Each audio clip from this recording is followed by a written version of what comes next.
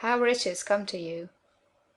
When I say that you do not have to drive sharp bargains, I do not mean that you do not have to drive any bargains at all, or that you are above the necessity for having any dealings with your fellow men. I mean that you will not need to deal with them unfairly. You do not have to get something for nothing, but can give to every man more than you take from him. You cannot give every man more in cash market value than you take from him, but you can give him more in use value than the cash value of the thing you take from him.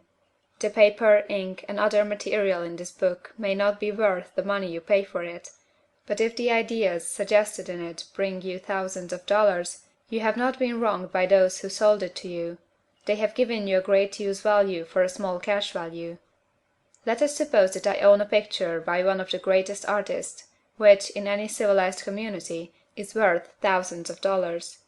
I take it to Baffin Bay, and by salesmanship induce an Eskimo to give a bundle of furs worth $500 for it.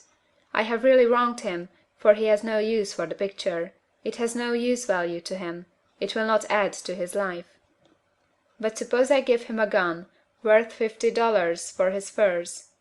Then he has made a good bargain. He has use for the gun. It will get him many more furs and much food. It will add to his life in every day. It will make him rich. When you rise from the competitive to the creative plane, you can scan your business transactions very strictly, and if you are selling any man anything which does not add more to his life than the thing he gives you in exchange, you can afford to stop it. You do not have to beat anybody in business, and if you are in a business which does beat people, get out of it at once. Give every man more in use value than you take from him in cash value.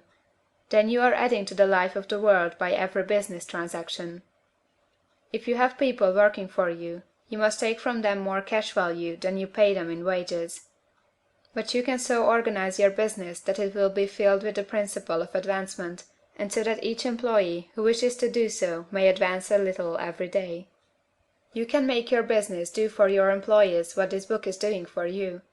You can so conduct your business that it will be a sort of ladder, by which every employee who will take the trouble may climb to riches himself, and given the opportunity, if he will not do so, it is not your fault.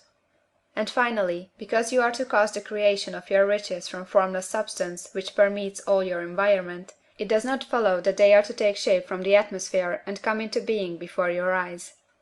If you want a sewing machine, for instance, I do not mean to tell you that you are to impress the thought of a sewing machine on thinking substance until the machine is formed without hands, in the room where you sit or elsewhere. But if you want a sewing machine, hold the mental image of it with the most positive certainty that it is being made, or is on its way to you. After once forming the thought, have the most absolute and unquestioning faith that a sewing machine is coming. Never think of it or speak of it in any other way than as being sure to arrive. Claim it as already yours. It will be brought to you by the power of the Supreme Intelligence acting upon the minds of men. If you live in Maine, it may be that a man will be brought from Texas or Japan to engage in some transaction which will result in your getting what you want. If so, the whole matter will be as much to that man's advantage as it is to yours. Do not forget for a moment that the thinking substance is through all, in all, communicating with all, and can influence all. The desire of thinking substance for fuller life and better living has caused the creation of all the sewing machines already made, and it can cause the creation of millions more, and will, whenever men set it in motion by desire and faith, and by acting in a certain way. You can certainly have a sewing machine in your house, and it is just as certain that you can have any other thing or things which you want, and which you will use for the advancement of your own life and the lives of others. You need not hesitate about asking largely. It is your Father's pleasure to give you the kingdom, said Jesus.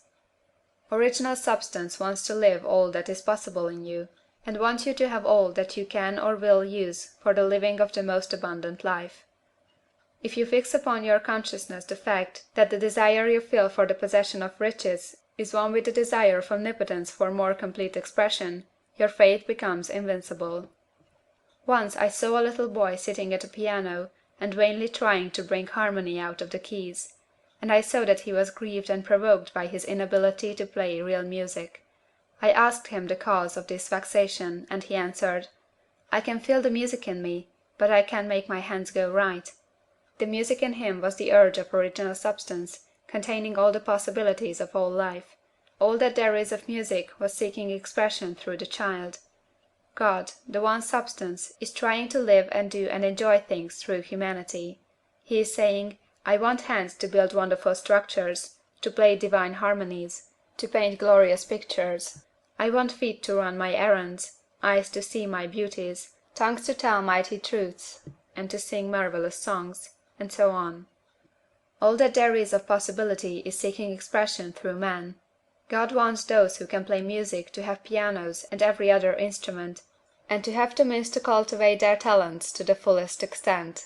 He wants those who can appreciate beauty to be able to surround themselves with beautiful things. He wants those who can discern the truth to have every opportunity to travel and observe.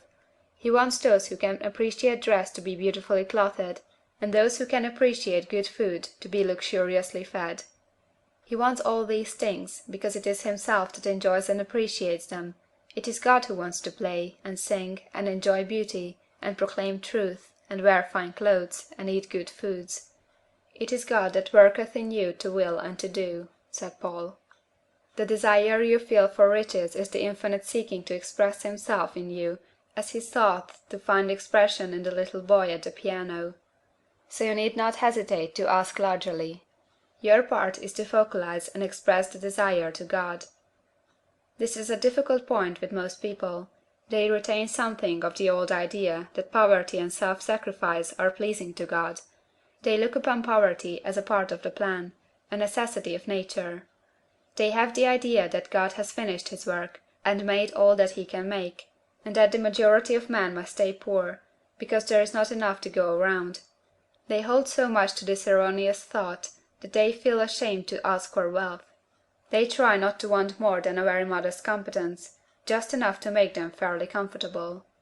I recall now a case of one student who was told that he must get in mind a clear picture of the things he desired, so that the creative thought of them might be impressed on formless substance.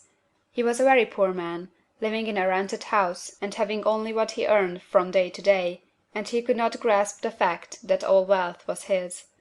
So, after thinking the matter over, he decided that he might reasonably ask for a new rug on the floor of his best room and an anthracite coal stove to heat the house during the cold winter. Following the instructions given in this book, he obtained these things in a few months, and then it dawned upon him that he had not asked enough. He went through the house in which he lived, and planned all the improvements he would like to make in it. He mentally added a bay window here, a room there, until it was complete in his mind as his ideal home, and then he planned its furnishings. Holding the whole picture in his mind, he began living in the certain way, and moving toward what he wanted, and he owns the house now, and is rebuilding it after the form of his mental image, and now, with still larger faith, he is going on to get greater things.